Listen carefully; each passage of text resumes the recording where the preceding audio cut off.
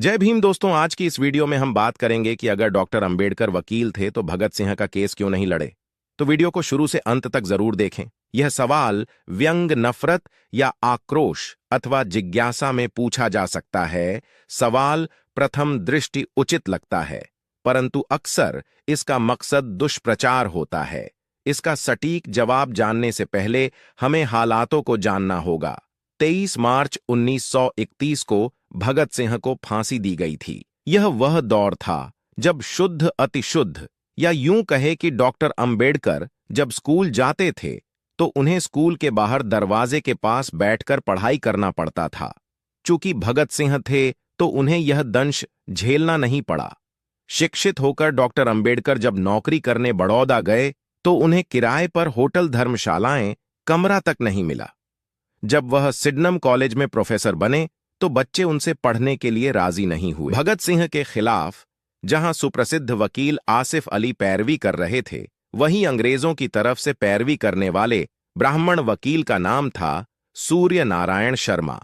ये वही शर्मा है जो आरएसएस के संस्थापक गोलवलकर के बहुत अच्छे मित्र थे।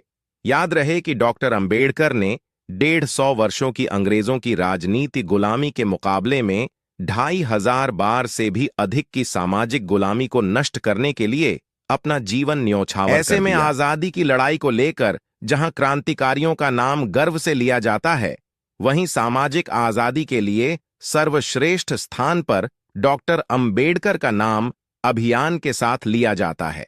यह हुआ अछूत के छूने भर से हिंदुओं का धर्म भ्रष्ट हो जाता था। इस दौर में आर्थिक जहाज के बीच कोई केस देने के लिए तैयार ना हो, वहां भगत सिंह का केस डॉक्टर अंबेडकर द्वारा न लड़ने का बेतुका का तर्क पेश करना महज मूर्खता है। वैसे भी भगत सिंह का केस लाहौर में चल रहा था, जबकि डॉक्टर अंबेडकर मुंबई में रहा करते थे और भगत सिंह के केस की पर भी जाने माने वकील आसिफ अली कर रहे थे। वकालत के क्षेत्र में उनका दबदबा था। ऐसे में आसिफ अली को हटाकर डॉक्टर अंबेडकर को केस देने की कल्पना भी कोई कर नहीं सकता था। ऐसे में जून 1923 से डॉक्टर अंबेडकर ने वकालत का काम शुरू किया। उन्हें बार काउंसलिंग में भी बैठने के लिए जगह नहीं दी गई। अस्पृश्यता के चलते डॉक्टर अंबेडकर को केस नहीं मिल पाए थे। एक गैर ब्राह्मण अपना केस हार जाने के बाद डॉक्टर अंबेडकर के पास आए तो उनके केस की जीत ने उन्हें ख्याति दी, लेकिन वकालत डॉक्टर अंबेडकर की रोजी रोटी नहीं थी। जातिवाद के कारण कैसे नहीं मिलने पर उन्होंने बाटली बॉयज अकाउंटेंसी में लिटरेचर का काम करना शुरू कर दिया। जिस समय संपूर्ण देश में एकमात्र अछूत वकील के तौर पर डॉक्टर अंबेडकर की पहचान थी, तब भी उन्हें कैसे नहीं मिल पाए। आर्थिक तंगी के चलते प्रोफेसर की नौकरी करनी पड़ी। ऐसे में भगत सिंह का केस स्वयं फैलकर मुंबई से लाहौर जाकर लड़ना किसी भी दृष्टिकोण से सुविधाजनक नजर नहीं आता।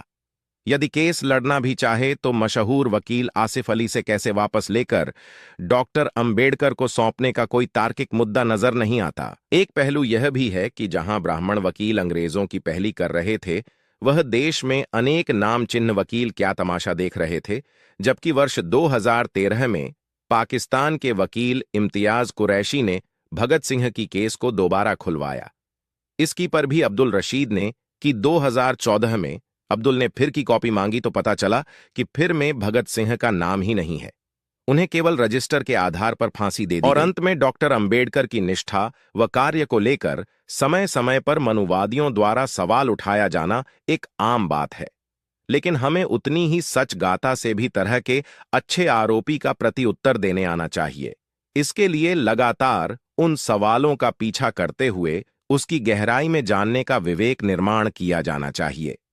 सवाल भले ही बचकानी को, लेकिन उसे पूछने वाले व्यक्ति का मकसद यदि डॉक्टर अंबेडकर के चरित्र हनन का हो तो हमें चुप रहकर सवालों से मुंह मोड़ लेना ठीक नहीं।